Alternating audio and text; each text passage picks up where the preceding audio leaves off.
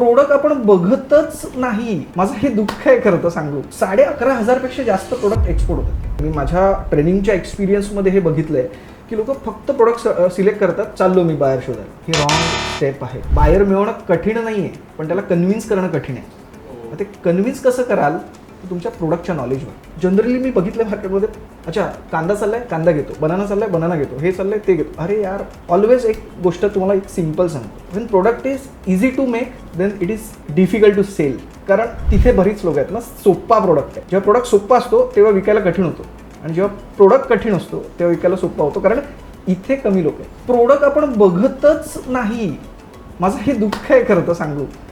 खंत वाटते मला ह्या गोष्टीची की आपण प्रोडक्ट बघतच नाही यार. कितीतरी प्रोडक्ट आहेत. 11,500 पेक्षा जास्त प्रोडक्ट एक्सपोर्ट होतात, आणि ते पण 200-250 कंट्रीमध्ये असतील. मग आपण ठराविकच प्रोडक्ट का निवडतोय? किती स्कोप आहे? मग का फक्त कांदा बनाना आणि ह्याच्यात अडकलोय?